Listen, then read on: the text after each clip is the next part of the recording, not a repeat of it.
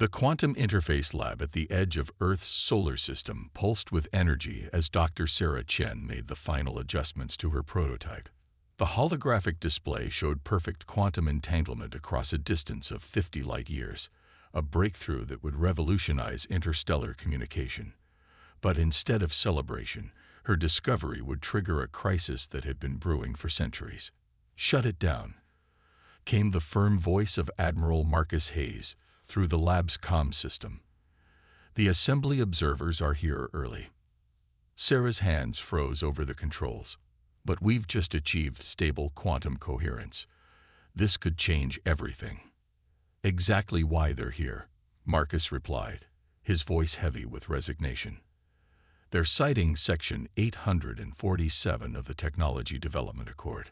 According to them, quantum communication networks are restricted to Class A civilizations only. The Assembly had classified humanity as Class C for the past 300 years, despite Earth's rapid advancement. Every major technological breakthrough faced the same response: restrictions, regulations, and endless bureaucratic delays. Within hours, the Assembly's delegation arrived at the lab. The observers, tall crystalline beings from the Arcturus sector, moved with practiced efficiency as they began placing containment fields around Sarah's equipment. "This research violates multiple assembly protocols," announced the lead observer, its crystalline form refracting light in patterns that indicated disapproval. "Humanity's development must proceed at an appropriate pace." Admiral Hayes watched as 3 centuries of similar memories flashed through his mind. The restriction of fusion drive technology, the ban on neural interface research, the limits placed on human colony expansion. Each time, the Assembly cited the same reason: humanity wasn't ready. But this time was different. The quantum breakthrough wasn't just another technological advancement. It was proof that human understanding of the universe had reached levels the Assembly claimed were centuries away.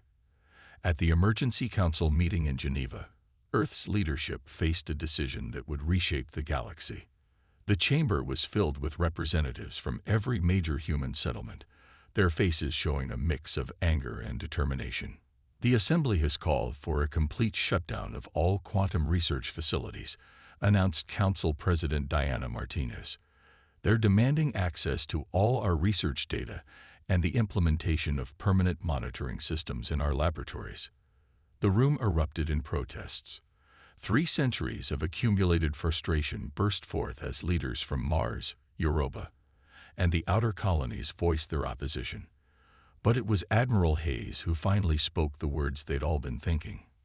"We're done," he said, his voice cutting through the chaos. "We've played by their rules. We've accepted their restrictions. We've proven ourselves peaceful, cooperative, and capable. And still, they treat us like children who can't be trusted with matches."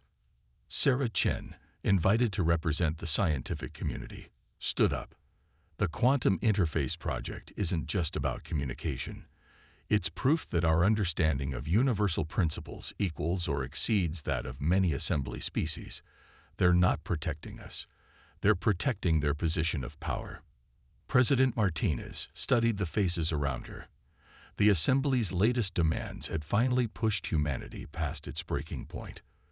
With a quiet determination, she activated the Global Secure Channel, broadcasting to every human settlement across 20 star systems. For 3 centuries, humanity has been part of the Galactic Assembly. We joined in good faith, hoping to learn from older civilizations and contribute to galactic peace. Instead, we found a system designed not to protect, but to control, to maintain power through artificial restrictions on development and expansion. She paused, knowing her next words would echo through history. "As of this moment, Earth and all human colonies hereby withdraw from the Galactic Assembly. We reject their authority to restrict human development. We reject their classification system. We reject their right to determine humanity's place in the galaxy." The Assembly representatives, watching from their embassy in orbit, were stunned. No species had ever withdrawn from the Assembly in its 12,000-year history. Their immediate response was predictable: threats of sanctions, isolation, and technological embargoes. What they didn't understand was that humanity had been preparing for this moment. As Sarah Chen returned to her lab that evening, she found new orders waiting. Rather than shut down the quantum interface project, she was to accelerate it.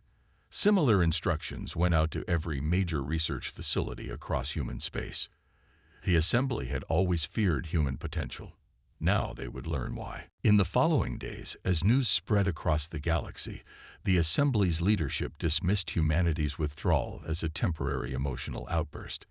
They expected humans to return quickly, humbled by their isolation. They didn't realize that humanity had no intention of being isolated. The quantum breakthrough was just the beginning.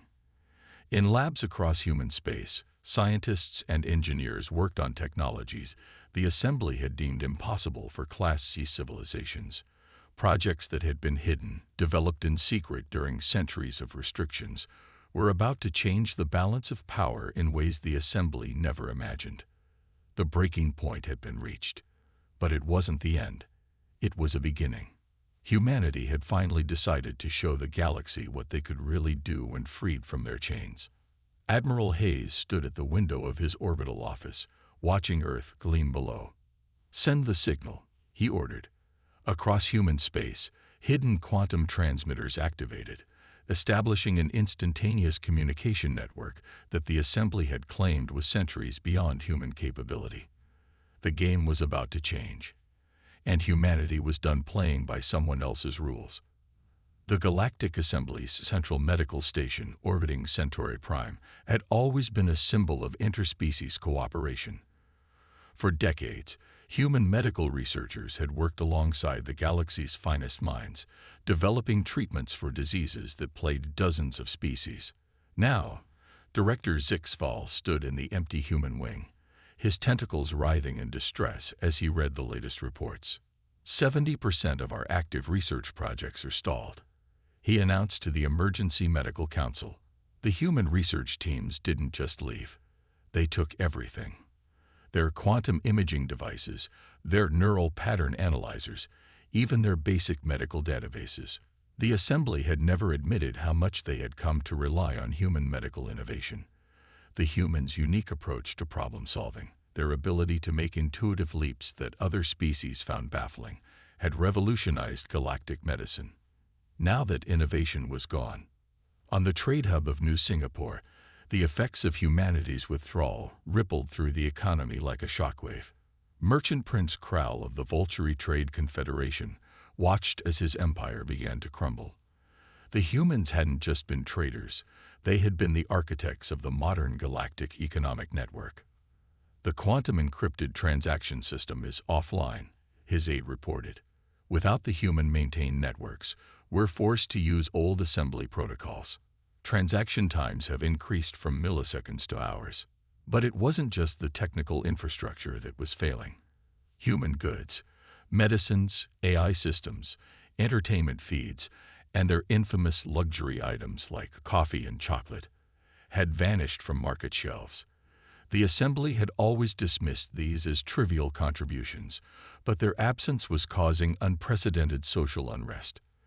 In the assembly's strategic command center, General Thexnar faced a different crisis. The humans had provided key components for the assembly's defense network, quantum sensors, predictive AI systems, and specialized materials that other species struggled to replicate. Now, gaps were appearing in the network's coverage. "We've lost early warning capability in 3 sectors," his subordinate reported. The human sensor arrays didn't just go offline. They vanished. Somehow, they physically removed installations we thought were permanently integrated into our systems.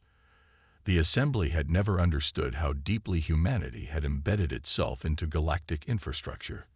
They had assumed they were monitoring and controlling human advancement, but the humans had been quietly building redundancies and alternatives the entire time. Dr. Sarah Chen's quantum communication breakthrough proved to be just the tip of the iceberg. As human ships and citizens withdrew from assembly space, they took with them technologies that the assembly had never known existed. The humans hadn't just been playing by the assembly's rules.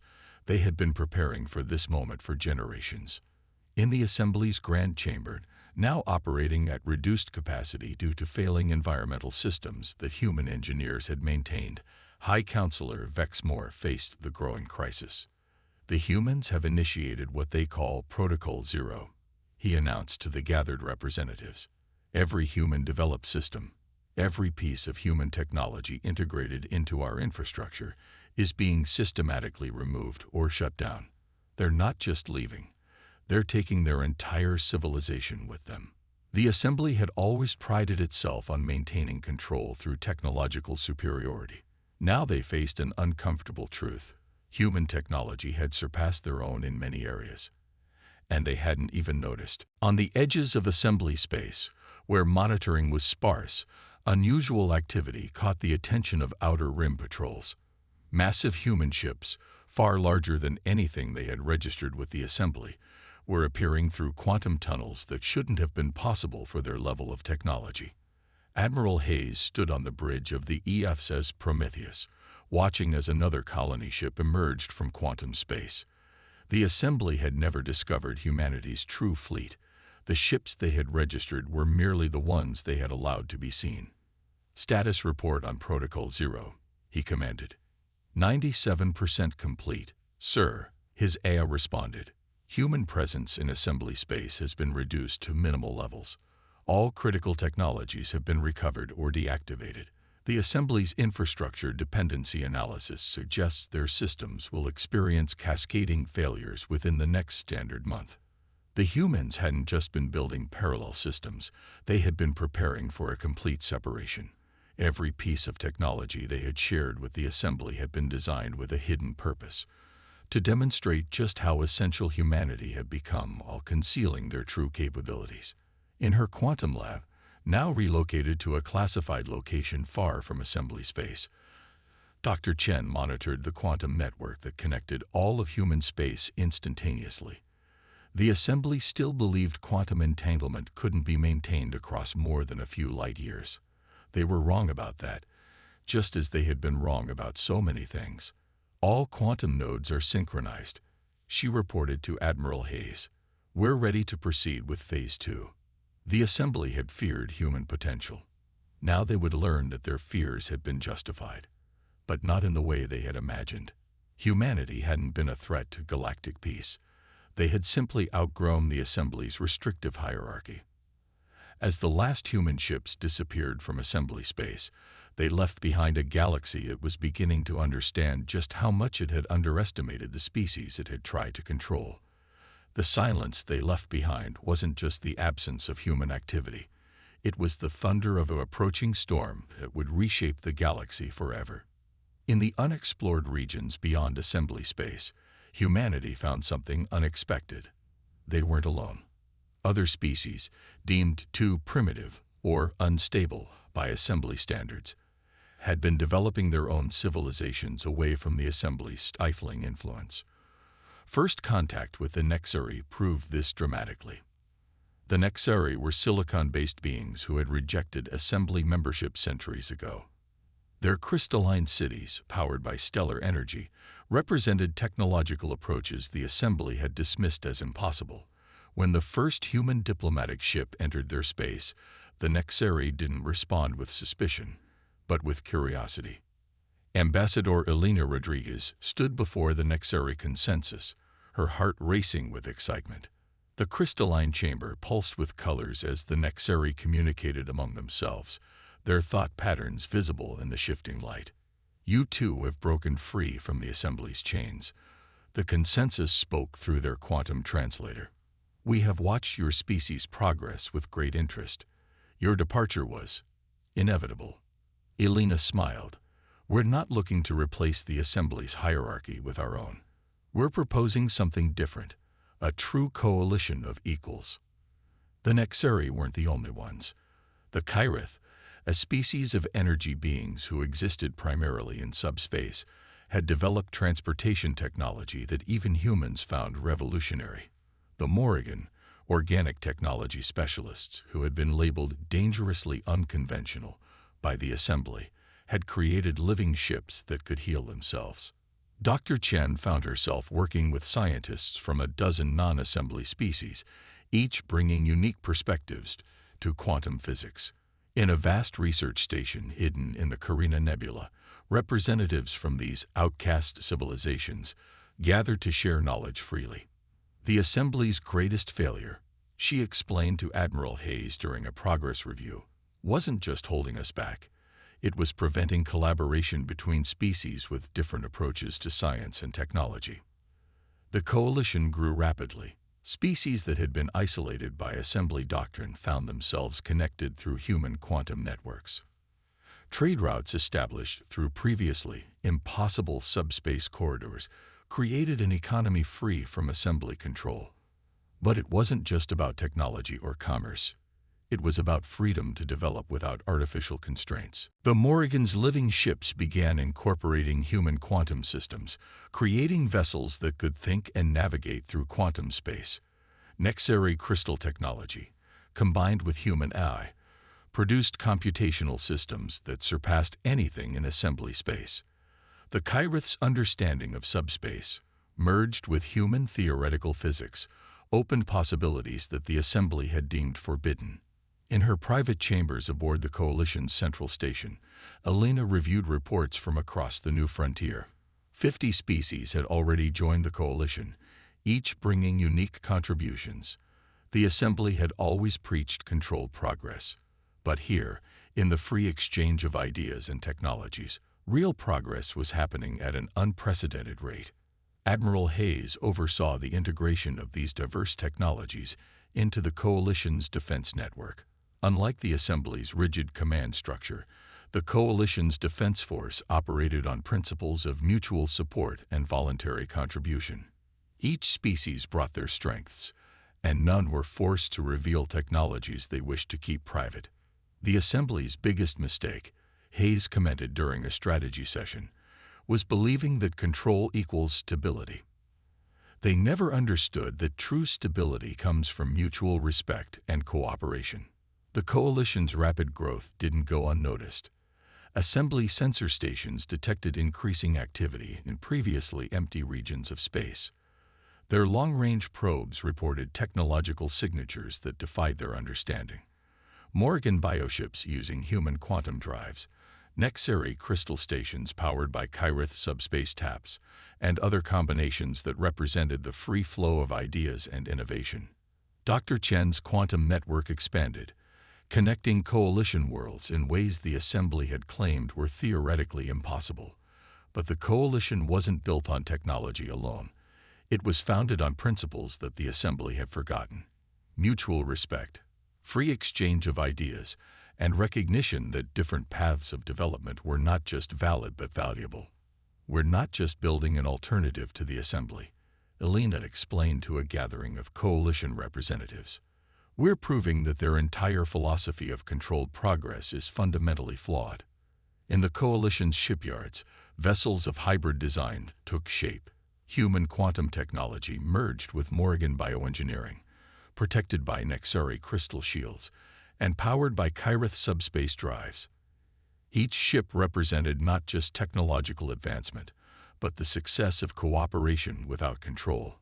The Assembly had always feared that uncontrolled development would lead to chaos. Instead, the Coalition was demonstrating that freedom to develop naturally led to harmonious integration of different approaches and technologies. Back in her lab, Dr. Chen made another breakthrough. Working with a team that included Nexary crystal shapers, Kyrith energy weavers, and Morrigan bioengineers, she had discovered something that would change everything: a way to create stable quantum corridors through subspace, enabling near instantaneous travel across vast distances. The Assembly's fear of rapid advancement, she told Admiral Hayes, prevented them from seeing the obvious: that different species working together freely can achieve things that no single approach could ever discover. As the Coalition grew stronger, it became clear that humanity's departure from the Assembly hadn't led to isolation. It had sparked a renaissance of cooperation and advancement that would reshape the galaxy. The new frontier wasn't just a region of space. It was a new way of thinking about civilization itself. The assembly's grand chamber had lost its luster. Where once 200 species gathered in gleaming splendor, now barely half that number attended sessions. The quantum crystal dome, once maintained by human engineers, had developed stress fractures that cast distorted shadows across the floor. High Counselor Vexmore faced the diminished gathering, his usual commanding presence undermined by the reality of their situation. "The Coalition's influence grows beyond acceptable levels," he announced. "Their technological advancement violates all established protocols. We must take action." But the Assembly was discovering that their traditional tools of control, economic sanctions, technological restrictions, and diplomatic isolation, had become ineffective. The Coalition's quantum network had created an entirely new economy that operated outside Assembly influence. In the Coalition's primary shipyard, orbiting a neutron star that the Assembly had deemed too dangerous to approach, Ambassador Elena Rodriguez watched as the first Nexari-human hybrid cruiser prepared for its maiden voyage. The ship's crystalline hull pulsed with quantum energy, its bioengineered core humming with power that Assembly sensors couldn't even detect. "The Assembly still thinks they can contain this," she remarked to Admiral Hayes, who stood beside her. "They don't understand that the paradigm has already shifted." That shift became dramatically apparent when the Galactic Trade Federation, the Assembly's oldest economic institution, faced imminent collapse. Coalition worlds were trading through quantum corridors, using a new economic system that made traditional Assembly trade routes obsolete. Dr. Chen's latest breakthrough had catalyzed this change. Working with Kyrith energy manipulators in their subspace laboratories, she had perfected quantum tunnel technology that allowed instantaneous travel between any 2 points in the galaxy. The Assembly had always maintained that such technology was impossible, a myth pursued by primitive cultures. "We're detecting massive energy signatures in Coalition space," reported an Assembly sensor operator. "They're creating some kind of transportation network that doesn't follow any known physical principles." The Assembly's response was predictable. They declared the technology dangerous and unstable, ordering their member worlds to avoid all contact with Coalition vessels. But their own members had begun to question such edicts. The Tsar-ith, one of the Assembly's founding species, were the first to break ranks. Their scientists had studied the Coalition's quantum tunnels and reached an undeniable conclusion. The technology was not only safe but represented a fundamental advancement in understanding the universe. In a historic session that shook the Assembly's foundations, the Tsar-ith ambassador stood before the Council. "We have been blind," she declared. "While we clung to our beliefs about controlled progress, others have shown us that our fears were unfounded. The Coalition has achieved in decades what we failed to accomplish in millennia." The Assembly's response was to threaten the Tsar-ith with expulsion.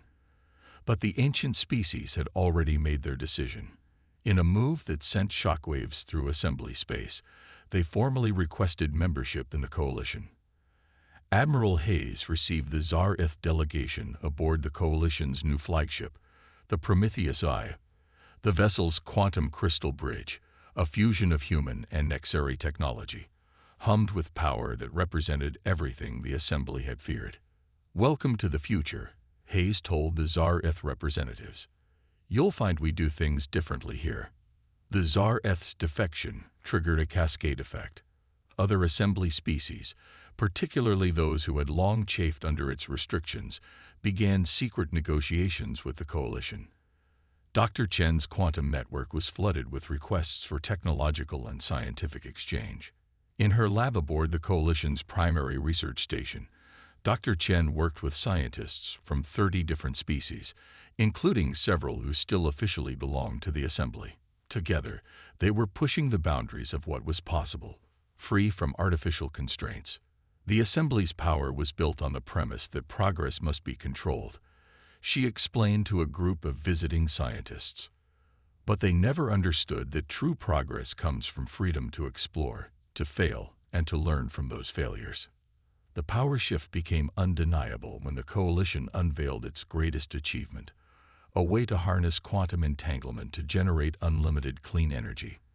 The technology, developed through collaboration between human quantum physicists, Nexeri crystal shapers, and Kyrith energy weavers, made traditional power sources obsolete. Assembly worlds watched as coalition planets transformed, their economies freed from energy constraints. The Assembly's leadership faced a growing crisis as their own populations began demanding access to coalition technology. "We cannot maintain the old restrictions," admitted a senior Assembly official in a leaked quantum transmission. "The coalition has proven that our entire approach to galactic civilization was fundamentally flawed." The Assembly had always justified its control by claiming to prevent chaos and conflict. But the coalition was demonstrating something revolutionary: that diverse species, given freedom to develop naturally and cooperate voluntarily, could achieve harmony and progress far beyond what control and restriction had ever produced. Ambassador Rodriguez stood in the coalition's central chamber, now home to representatives from over 100 species, including many former Assembly worlds. The quantum crystal walls pulsed with the combined knowledge and achievements of dozens of civilizations working together freely. The Assembly's greatest fear, she addressed the gathered representatives, was that uncontrolled progress would lead to destruction. "Instead, we've proven that freedom leads to innovations they never imagined possible." The power had shifted, not through conflict or conquest, but through the simple demonstration that cooperation was more powerful than control. The galaxy was transforming, and there was no going back to the old ways. The Assembly's final emergency session was nothing like its meetings of old. The Grand Chamber, once a symbol of absolute galactic authority, now held representatives from barely 30 worlds, the last holdouts of a dying system. The remaining members watched as High Counselor Vex Moore, the last of his line to hold the position, took the central podium. "We face a choice," he announced, his voice carrying none of the condescension that had characterized Assembly leadership for millennia. "We can cling to our past, or we can accept that the galaxy has changed." In coalition space, that change was evident everywhere. The quantum network that Dr. Chen had pioneered now connected over 500 worlds. Ships of hybrid design, some crystalline, some biological, some energy-based, moved freely through quantum corridors that violated everything the Assembly had once declared impossible. Admiral Hayes stood on the observation deck of Nexus Station, a massive structure that combined technology from dozens of species. Below him, ships from across the galaxy docked and departed, their crews representing civilizations that the Assembly had once dismissed as unworthy of contact. Another group of Assembly scientists requesting asylum, his AI reported, this time from the Centauri sector. They say they can no longer accept the restrictions on their research. The exodus of scientific talent from Assembly space had become a flood. The very specialists who had once enforced the Assembly's technological restrictions were now seeking freedom to pursue their research without constraints. In her expanded quantum laboratory, Dr. Chen worked alongside beings of all forms, crystalline, energy-based, biological, and even some that defied traditional classification. The breakthrough they were pursuing would have been deemed heretical by Assembly standards, a way to manipulate the fundamental fabric of space-time itself. The Assembly's greatest failure, she explained to a group of former Assembly scientists, wasn't just restricting progress. It was assuming that there was only one correct path of development. Look around you. Every species here brings a unique perspective, a different way of understanding the universe. That diversity is our greatest strength. The coalition's success had proven something that humanity had always believed, that cooperation without coercion, progress without restriction, and diversity without hierarchy were not just possible but essential for true advancement. Ambassador Rodriguez faced a historic moment as she prepared to address the Assembly's remaining members. The coalition had not come to gloat or to demand surrender. They had come to offer a new beginning. "The age of controlled progress is over," she declared to the Assembly chamber. "We invite you to join a galaxy where every species is free to develop according to their own nature, where knowledge is shared rather than restricted, and where cooperation replaces control." The response was not immediate, but it was profound.